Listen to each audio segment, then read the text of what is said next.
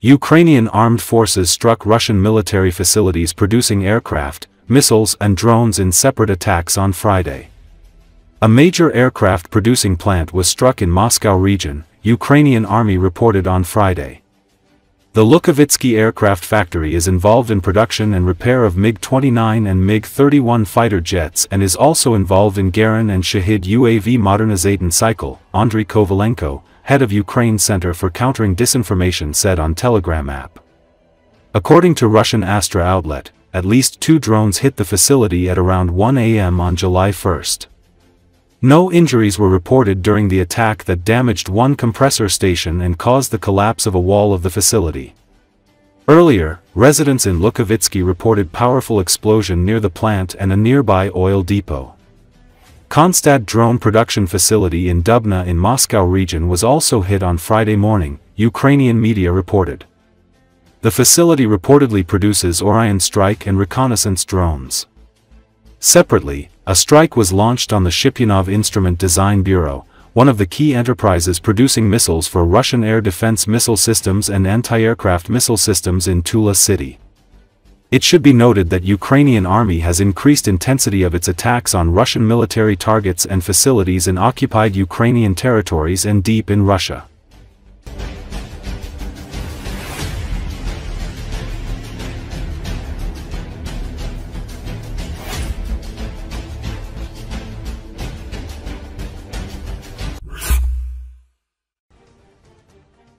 Two gardening communities near Sevastopol were cut off from the city after a local agricultural enterprise installed a barrier on a section of the road. Entry is now toll-based. Even locals have to pay to get to their homes. They are protesting and intend to go to Russian President Vladimir Putin. The barrier on Polesnoy Shos Street near the stele of the village of Sakarnaya Golovka near Sevastopol appeared last year. At the same time, another road led to the village and locals used it. But when this route was destroyed by flooding, the road with the barrier remained the only access to the garden plots.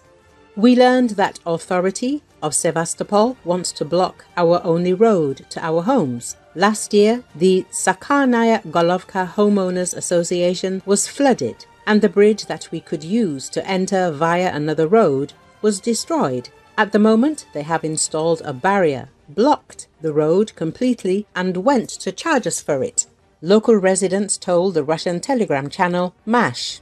This situation was caused by the fact that the land, together with the road section, had previously been leased to an agricultural enterprise. This enterprise, with its founder in Moscow, has been growing various types of agricultural products in the Sevastopol region for many years. After investigations and appeals from people to the local authorities controlled by Moscow, the price was reduced to 1,000 rubles per car per year. The management of the agricultural enterprise claims that the fee for using the road is due to the need for its maintenance, but locals complain that there is no repair and the road surface is in poor condition. This is not an inconvenience, but the road to the houses is completely blocked. We just want to live in our houses and have free access to them, say residents of the gardening associations. They have been appealing to all authorities for several months so that officials can solve their problem. But so far, there have been no significant changes.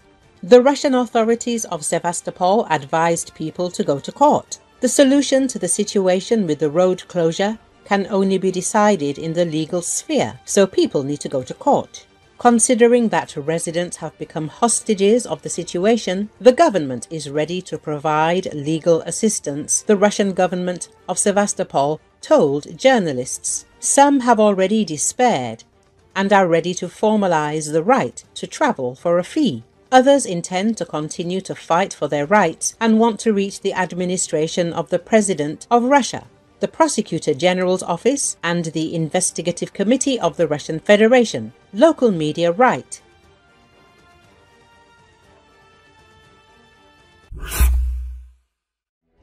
At Cape Tarkankut in annexed Crimea, the Southern Defense Forces of Ukraine destroyed an expensive Russian radar complex recently. Its stations could detect missiles and drones at a range of up to 600 kilometers, but now the peninsula's air defense from the western direction is exposed. In Crimea, a special unit of the National Guard of Ukraine, in cooperation with the 73rd Naval Center of Special Operations Forces, carried out a high-precision special operation using sea platforms and attack aircraft, reports the Ukrainian military telegram channel Drone Bomber. It is claimed that 3 extremely important targets were destroyed at once. RLM-M 55ZH6M, Nebo M 1 unit, RLMD 55ZH6M Nebo M 1 unit, KU radar 55ZH6M Nebo M 1 unit.